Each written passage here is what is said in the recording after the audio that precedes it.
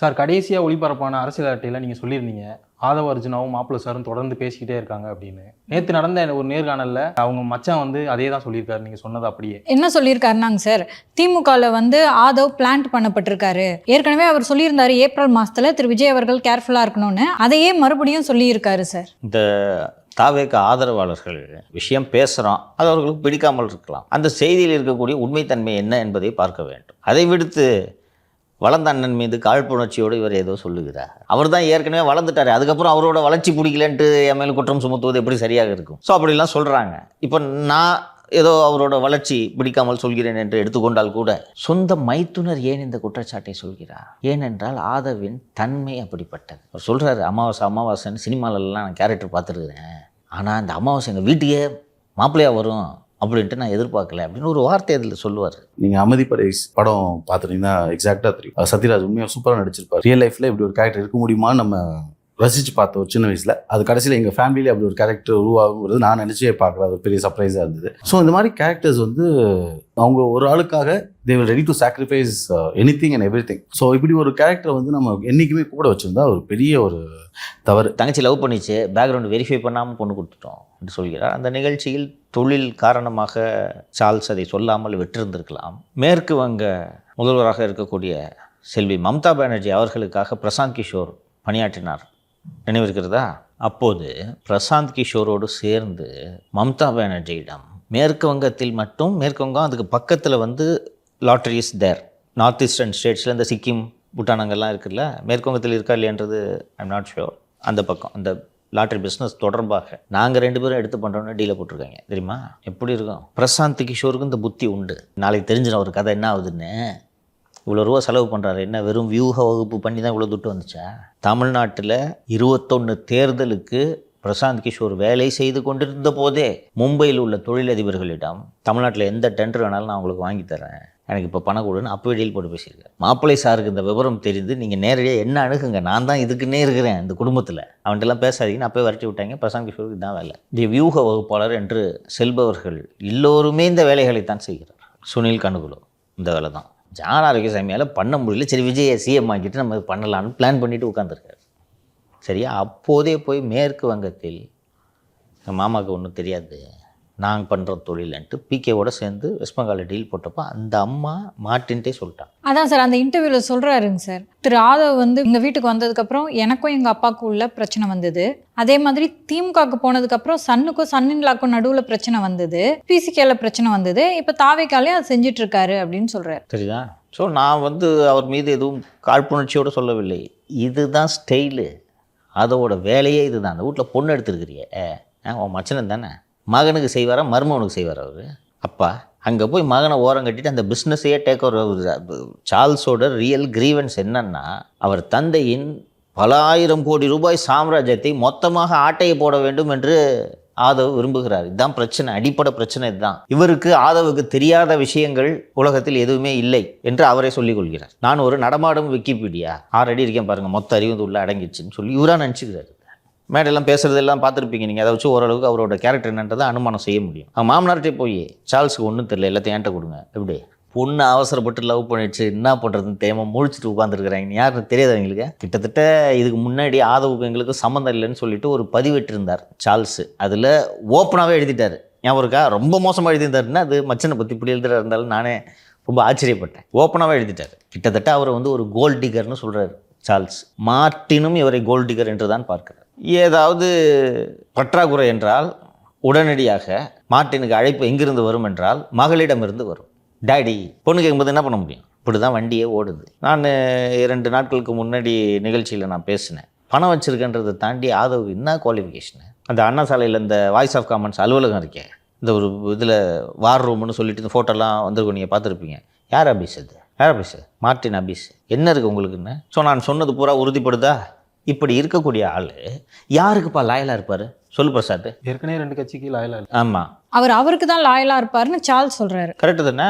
30 வருஷமாக கஷ்டப்பட்டு ஒரு மாநில கட்சியாக அங்கீகாரம் பெறும் அளவுக்கு இந்த விடுதலை சிறுத்தைகள் கட்சியை தனது வியர்வையாலும் உழைப்பாலும் திருமாவளவன் உருவாக்கி ஒரு நிலைக்கு வைத்திருக்கிறார். 2 மாநாடுக்கு ஸ்பான்சர் பண்ணிட்டேன்றதுனால மொத்த கட்சி உன்கிட்ட கொடுக்கணுன்ட்டு நீ ட்ரை பண்ணுறிய, நீ எப்படிப்பட்ட ஆளாக இருப்ப? நீ என்ன தலித் போராளியா?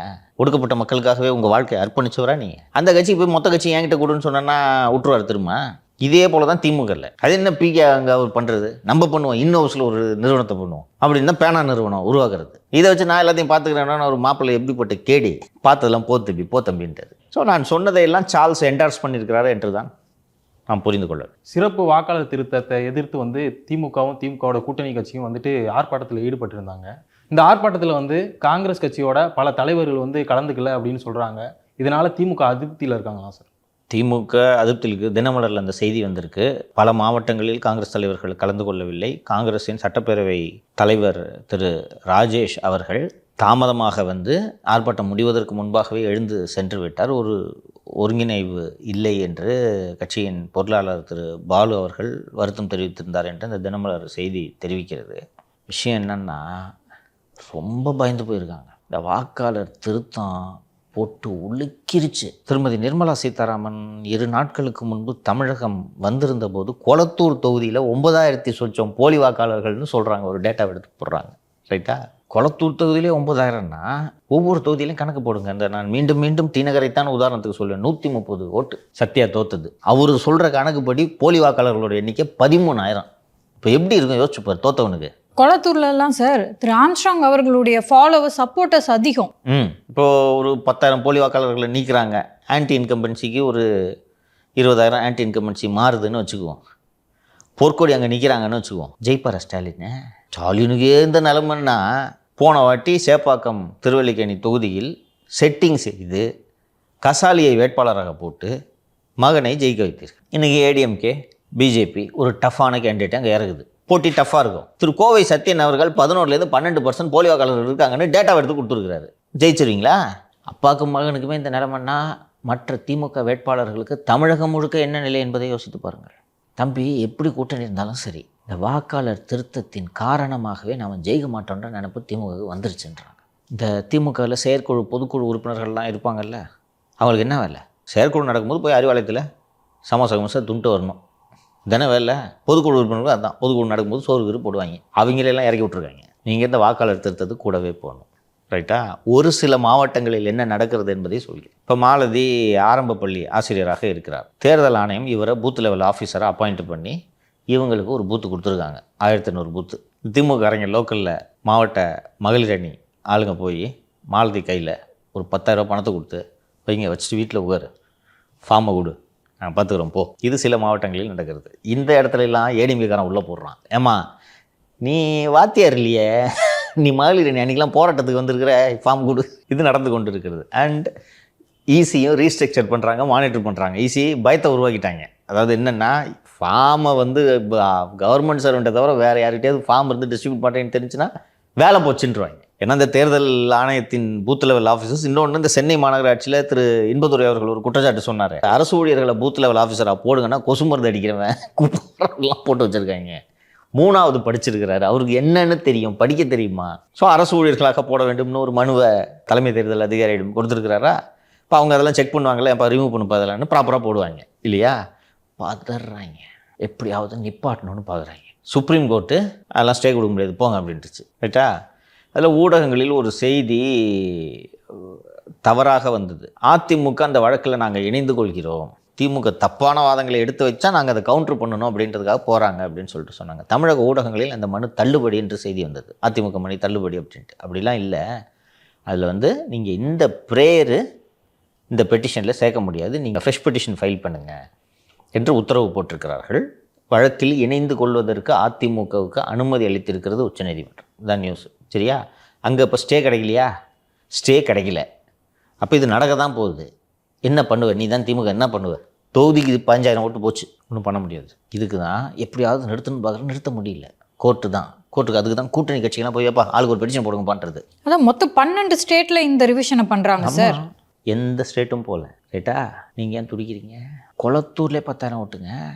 திருமதி நிர்மலா சீதாராமன் சொல்லும்போது எங்க இது ஒரு ரிவிஷனுங்க, உதயநிதி தவறான வார்த்தையை பயன்படுத்துறாரு, இதை வந்து ஆக்சுவலி பண்ணணும், இது கட்டாயம் அப்படின்றத சொல்றாங்க. எடப்பாடி பழனிசாமி நேற்றைக்கு முன்தினமோ வாக்காளர் பட்டியலில் இறந்து போனவர்கள், வீடு மாறி போனவர்கள், இந்த 2 பேரை நீக்குறாங்க. இதில் திமுகவுக்கு என்ன அப்ஜெக்ஷன் கேட்குறாங்க. நானும் கேட்குறேன், என்னப்பா அப்ஜெக்ஷன் இருக்க முடியும்? அவங்க தான் சொல்கிறாங்களே சிறுபான்மையினர் ஓட்டுக்கள் எல்லாம் தூக்கி விட்டுருவாங்கன்னு. மாலதி, சிம்பிள். நீங்கள் ஒரு அடுக்குமாடி குடியிருப்பில் இருக்கிறீங்க, ஒரு 50 வீடு இருக்காங்க, அதில் 10 வீடு சிறுபான்மையினர் வீடுன்னு வச்சுக்கோங்க. அந்த 10 சிறுபான்மையினருக்கு மட்டும் வாக்கு இல்லைன்னு செய்ய முடியுமா? சொல்லுங்கள். Is it possible? You tell me.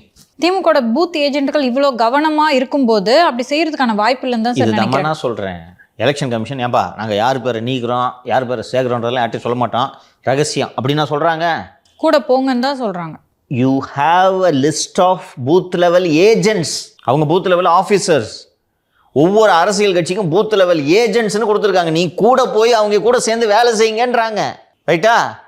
நீங்கள் இப்போ ஒரு பள்ளி ஆசிரியர், பிரசாத் ஒரு பள்ளி ஆசிரியர் போகிறாரு, இப்போது ஃபார்ம் வந்திருக்கு பார்த்தீங்களா நீங்கள்?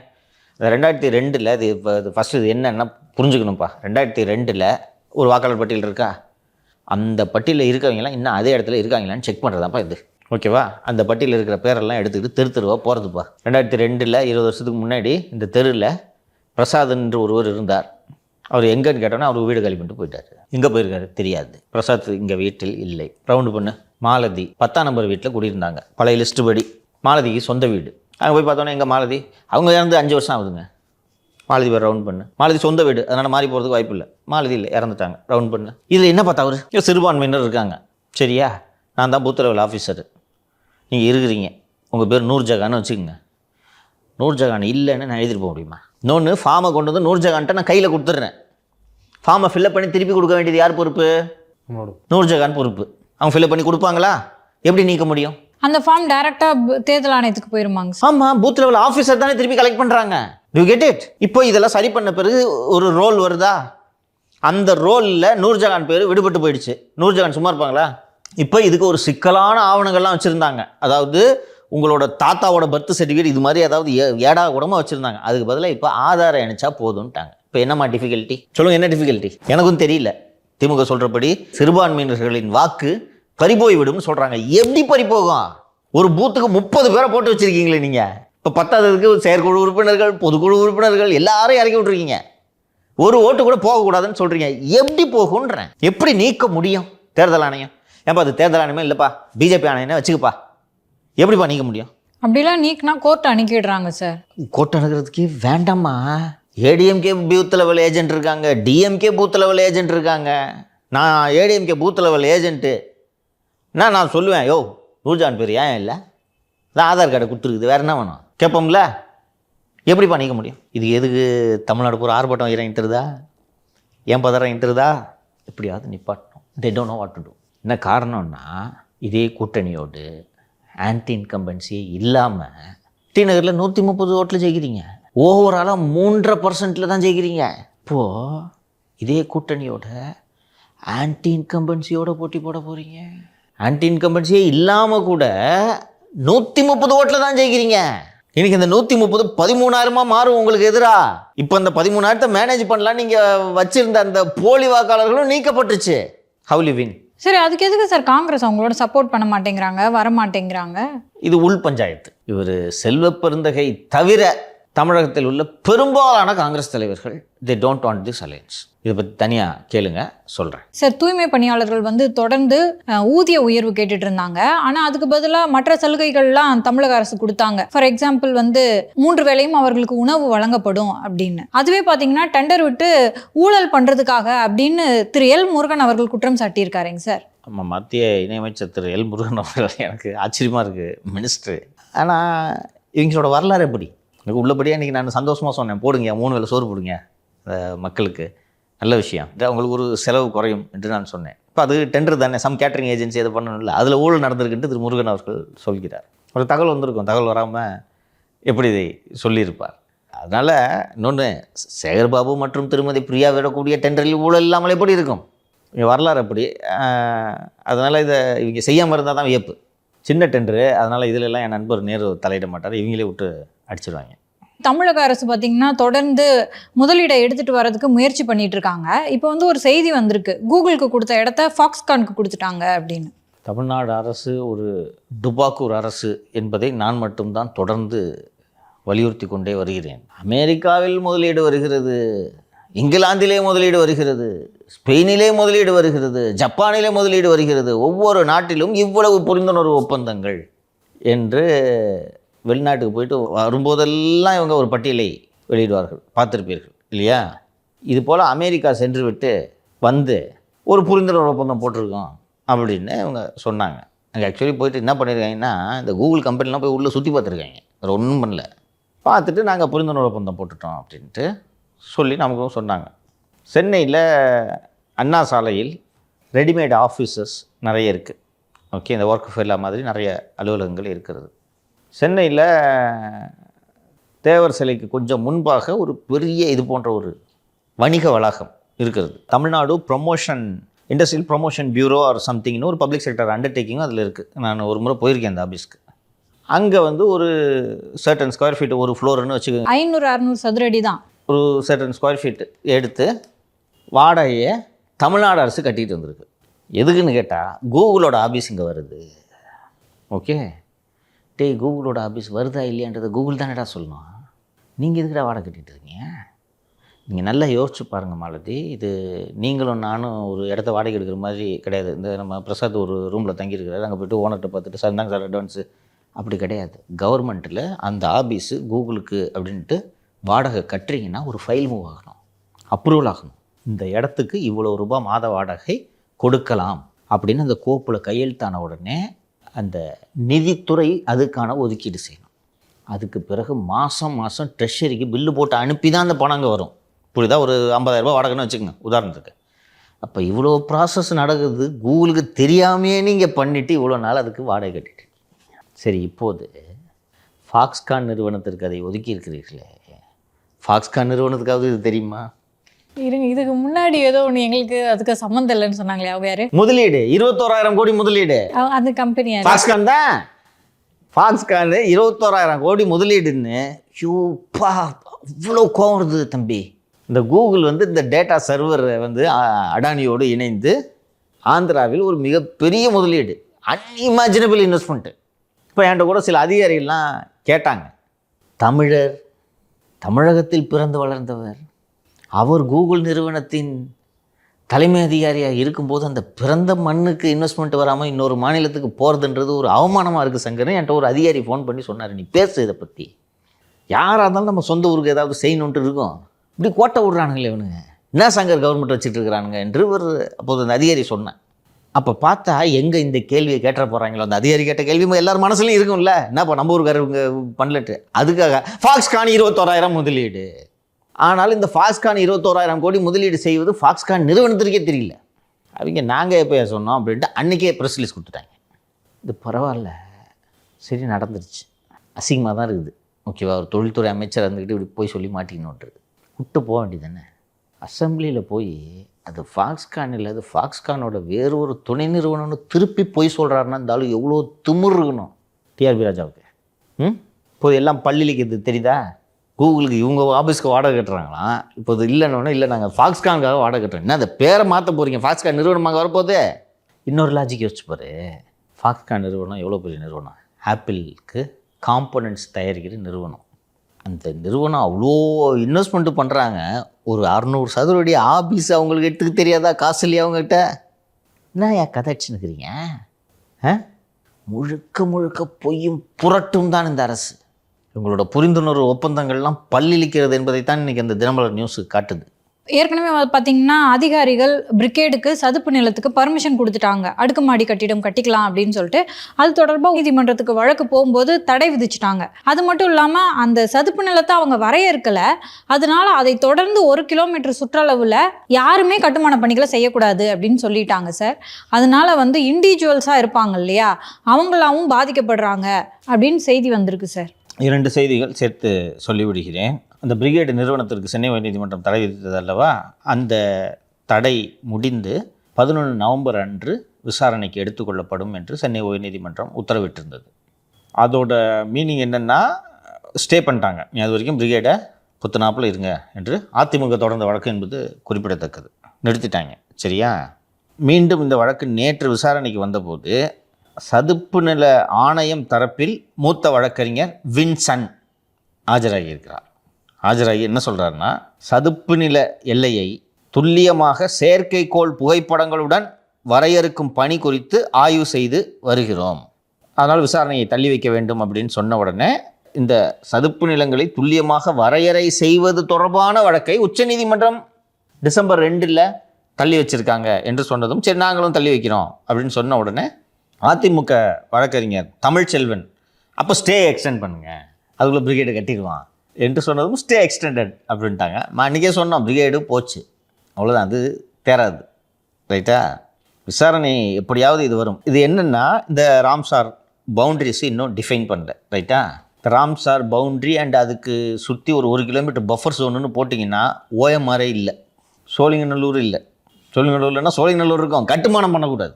ஸோ இப்போ அந்த பகிட்டு ப்ராஜெக்ட் ஸ்டார்ட் பண்ணி, ஃபார் எக்ஸாம்பிள் இப்போ அங்கே ஒரு அடுக்குமாடி குடியிருப்பு வந்து கொண்டு இருக்கிறது, அங்கே நீ வந்து ஒரு 10% 20% கட்டியிருக்கிற. ரைட்டா? இப்போ ஃபர்தராக இன்வெஸ்ட் பண்ணலாமா வேணாமான்ட்டு உனக்கு எப்படி தெரியும்? எல்லாம் முழிச்சுக்கிட்டு உட்காந்துருக்காங்க. தமிழ்நாடு அரசு இதை எப்போதோ சரி செய்திருக்க முடியும். எந்த முடிவையும் எடுக்காமல் இப்படி அங்கே ப்ராப்பர்ட்டி பையர்ஸு, லேண்ட் ஓனர்ஸ் அத்தனை பேரையும் குழப்பத்தில் ஆழ்த்தி இருக்கிறது அப்படின்றது தான் இந்த செய்தி தெரிவிக்கிறது. ஏன் இப்படி தெளிவாக அறிவிக்காமல் இருக்கிறார்கள்? எலெக்ஷன் வருது, ரிசல்ட்டை பார்த்துப்போன்னு இது நினைக்கிறேன். ஒன்று. வேறப்பா, ஒருவேளை பிரிகேடுக்கு கொடுத்தது ஒரு சதுப்பு நிலம்தான், அதனால முழிச்சிட்டு இருக்காங்களா?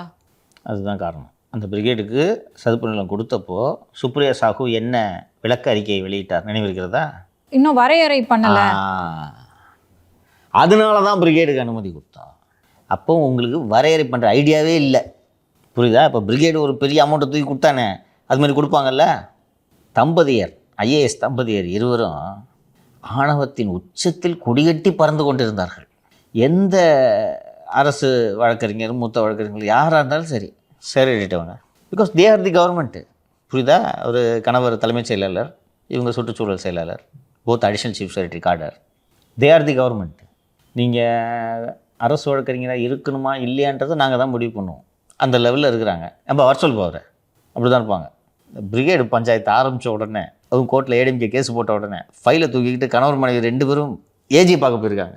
எப்படியாவது காப்பாற்றுங்கள் உங்களையா? பிரிகேடை காப்பாற்றினீங்கனாலே போதும், நாங்கள் காப்பாற்றிடுவோம். தப்பிக்க முடியாது. இல்லை, கரெக்டான வேலையை பார்த்தாங்க ஏடிஎம்கேல, போய் லாக் பண்ணிட்டாங்க. புரியுதா? பிரிகேடு சரி ஓகே, அது முடிஞ்சு போச்சு. இல்லை, குத்த துட்டை கூட எப்படி மினிமம் பிரைபு வந்து மினிமம் 100 கோடி இருக்கும். உங்களுக்கு இந்த ஐஏஎஸ் அதிகாரிகள் தங்கத்தை தொலைத்தார்கள் என்ற விஷயத்தை நம்ம பேசணும்ல, எது தங்கமாக மாறுது தெரியுதா? இந்த 100 கோடியில் நான் உறுதியாக விசாரித்து விட்டு சொல்கிறேன். சுற்றுச்சூழல் அமைச்சர் தங்கம் தென்னரசுக்கு இதில் ₹1 போல், முதலமைச்சருக்கு ₹10 போல், இதில் கட்சி நிதி 10 பைசா போல், இவங்களே செஞ்சு சேர்பாபு ஆகிருப்பார் கோர்ஸ். புரியுதா? இப்போ கொடுத்துட்டான். இப்போ பிரிகேடு 100 கோடி ரூபான்னு ரஃபாக வச்சுக்குவோம், கூட தான் இருக்குன்றது என்னோடய எஸ்டிமேட். பிரிகேட் அந்த 100 கோடி சரி விடுப்பா, உங்களுக்கு தானே கொடுத்தோன்னு விட்டு போயிடுவானே, திருப்பி கேட்பான்ல. அவனுக்கு நிதி நெருக்கடியா? ஏன் நிதி நெருக்கடி? 1350 வீடோ என்னமோ 50% பேமெண்ட் கொடுத்துருப்பாங்களே, அவங்களுக்கு என்ன பதில் சொல்லுவேன்? வங்கியில் கடன் வாங்கி கொடுத்துருப்பாங்க, அந்த 10% காசாக கையில் இருந்து கொடுத்துருப்பாங்க இல்லையா? பிரிகேடே வங்கியில் கடன் வாங்கியிருக்கோம். எப்படி கொடுப்பீங்க? சரி, பிரிகேட் ஏன் வங்கியில் கடன் வாங்கியிருக்கோன்னு சொல்கிறீங்க? எந்த பிஸ்னஸாக இருந்தாலும் கடனில் தான் சார் ஒர்க் பண்ணுவாங்க. ரைட், ஓகே, ஞாபகம் வச்சுக்கிறேன். சார், சட்டவிரோதமாக நடுற கொடிகம்பங்களுக்கு எதிராக உயர்நீதிமன்றம் வந்து ஒரு கண்டனத்தை தெரிவிச்சிருக்கதா ஒரு நியூஸ் வந்திருக்கு சார். ஆனால் மெரிடியன்லாம் வந்து கொடிக்கம்பங்களை நடுறாங்க, அதை முறைப்படுத்தலை அரசு, அப்படிங்கிறது தானே சார் குற்றச்சாட்டு. தற்காலிகமாக கொடிக்கம்பங்கள் நடுவது தொடர்பாக விதிகள் ஏதும் வகுக்கப்பட்டிருந்தால் அதன் நிலைமை என்ன என்பது பற்றி ஒரு வழக்கு நிலுவையில் இருக்கிறது. அது ஜஸ்டிஸ் இளந்திரையன் முன்பு விசாரணைக்கு வருகிறது. அப்போது ஒரு அரசு வழக்கறிஞர் அப்பாட்டக்கர் ரவீந்திரன் தான் ஆஜராகிருக்கிறார். அவர் ஆஜராகிட்டு, இல்லை தற்காலிகமாக கொடிக்கம்பல் நடுறதுக்கு அனுமதி இருக்குன்னு, எங்கே அது அனுமதி காட்டு அப்படின்ட்டார் ஜட்ஜி. இல்லை அதை வகுக்கிறது சம்மந்தமாக தான் நாங்கள் ஆலோசனை செய்து கொண்டு இருக்கிறோம் என்று சொன்னதும் நீதிபதி, அண்ணா சாலையில் ஆளுங்கட்சியின் கொடிக்கம்பங்களை நானே பார்த்தேன், என்னிடம் வீடியோ இருக்கிறது. ஜட்ஜி அறிவாலயம் பக்கம் போய் போராட்டிருக்கு. உடன்பிறப்பே வா அப்படின்னு இங்கிட்டு பேனரு வரிசையாக கொடி. யார் கேட்குறது? இவங்கள இவரும் அப்பாட்டக்கரும் இப்படி தான் அடிச்சு விடுறது இருக்காது. ஏற்கனவே சுப்ரீம் கோர்ட் இப்படி தான் சொல்லியிருக்குன்னு சொல்லுது, எங்கேயா சொல்லியிருக்குன்னா இருக்காது. இல்லைங்க, நாங்கள் இதுக்கு வந்து இது தற்காலிகமாக கொடிக்கம்பல் நடுவது சம்மந்தமாக விதிகள் வகுத்துட்டோம் அப்படின்னா விதியை காட்டுன்றிருக்காரு. நான் வீடியோ காட்டுதான்ட்டு விதி இல்லை, சீக்கிரம் வகுத்துறோன்னொடனே எல்லா கட்சிகளும் இப்படி பண்ணுறீங்க. என்னென்னா அவர் ஜட்ஜு சொல்கிறது, இந்த ஓரம் இது கூட பரவாயில்ல, சென்ட்ரு மீடியனில் கட்டுறாங்கப்பா கொடி. சென்ட்ரு மீடியனில் கட்டி நடுவில் அதில் லைட்டுக்கு இது பண்ணுவாங்க. ஆகாது, நீ பைக்கில் போகிற தம்பி, சுபாஷினிக்கு ஆக்சிடென்ட் ஆச்சுங்க சார். போகிற சாஞ்சி கிஞ்சி விழுந்துச்சுன்னா யோசிச்சு பாரு, என்ன வேணாலும் ஆகும், உயிரிழப்பு கூட நேரலாம் இல்லையா? நீங்கள் தான் இதெல்லாம் ரெகுலேட் பண்ணணும். இன்றைக்கி இந்த ஸ்டாண்டர்ட் ஆப்ரேட்டிங் ப்ரொசீஜர் பொதுக்கூட்டங்களுக்கு நடத்தணும்னு சொன்ன உடனே எவனுமே பொதுக்கூட்டம் நடத்த முடியாதுன்ற லெவலுக்கு ஒரு ஸ்டாண்டர்ட் ஆப்ரேட்டிங் ப்ரொசீஜரை ஃபார்ம் பண்ணுறீங்கல்ல. அது மாதிரி இந்த கொடிக்கம்பங்களுக்கு ஒன்று பண்ணுங்கள். இப்படியே கூட சொல்லுங்கள், எவனுமே கொடிக்கம்பம் நடக்கூடாதுன்னு ஒன்று சொல்லுங்கள். அவங்க பாதிக்கப்படுவாங்களே. அப்போ உங்கள் வசதி போல் எப்படி எல்லாம் நீங்கள் அரசியல் செய்து கொண்டிருக்கிறீர்கள் தெரிகிறதா? நல்லா மாட்டினாங்க.